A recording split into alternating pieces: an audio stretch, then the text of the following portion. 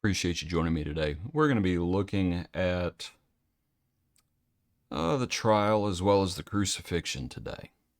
Our hymn is called, "Oh, What Will You Do with Jesus?" Oh, what will you do with Jesus?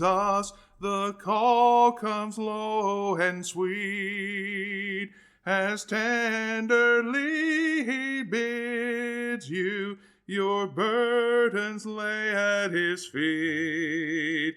Oh, soul, so sad and weary, that sweet voice speaks to thee.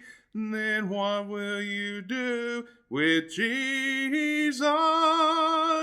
Oh, what shall the answer be? What shall the answer be?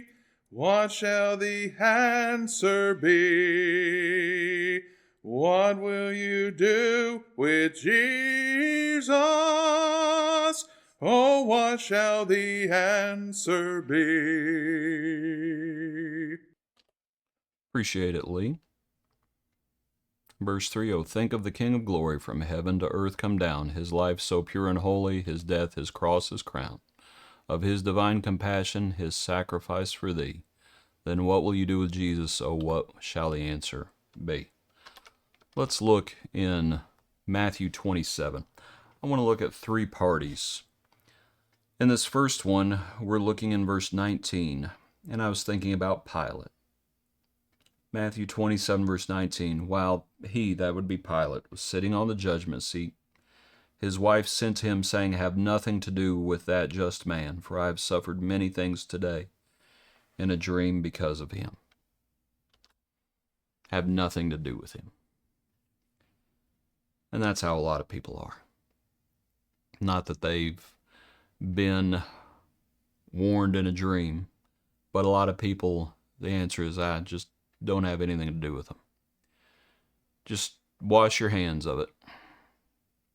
Just ignore it.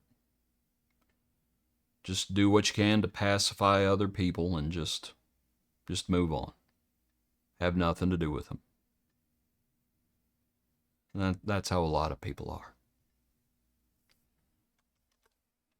And then you have Herod. In Luke chapter 23, at verse 6, "When Pilate heard of Galilee, he asked if the man were a Galilean. As soon as he knew that he belonged to Herod's jurisdiction, he sent him to Herod, who was also in Jerusalem at that time. Now when Herod saw Jesus, he was exceedingly glad, for he had desired for a long time to see him, because he had heard many things about him, and he hoped to see some miracle done by him. Then he questioned him with many words, but he answered him nothing. The chief priests and the scribes stood and vehemently accused him. Herod, with his men of war, treated him with contempt and mocked him, arrayed him in a gorgeous robe, and sent him back to Pilate." And that's when Pilate and Herod become friends. But here Herod was, and he had wanted to see him for a long time. He'd heard a lot of stuff about him, and he hoped to see some miracle. What do you think? Would he become a believer? You think that's why he wanted to see some miracle? I don't think so. And it's just some people are just looking for a show. Some people are just looking for entertainment. And so it's different. Some people, I don't want to have anything to do with Jesus. Other people, I want to see Jesus, and I want to see some sign. And it's just sad, isn't it? The contempt that Herod has for him. It's Herod's family who had killed all those children in Bethlehem, trying to kill Jesus. It's a sad scene, isn't it? He had wanted to see him for a long time, and then they put the robe on him and mock him. Back in the account, as Jesus goes to the cross, I'd like to look back in Matthew. In Matthew 27, we're going to look down in verse 38. Then 2 robbers were crucified with him, one on the right and the other on the left. And those who passed by blasphemed him, wagging their heads and saying, "You who destroy the temple and build it in 3 days, save yourself. If you are the Son of God, come down from the cross." I want you to see what the chief priests say. They also, mocking with the scribes and the elders, said, "He saved others, himself he cannot save. If he is the King of Israel, let him now come down from the cross, and we will believe him."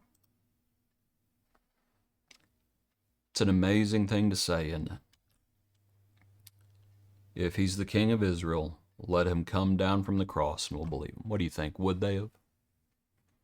Let me put it another way. Which one is more impressive? Which one would have been more impressive? Coming down from the cross or coming up out of the tomb? Which one's more impressive? Keeping yourself from dying or coming back from death?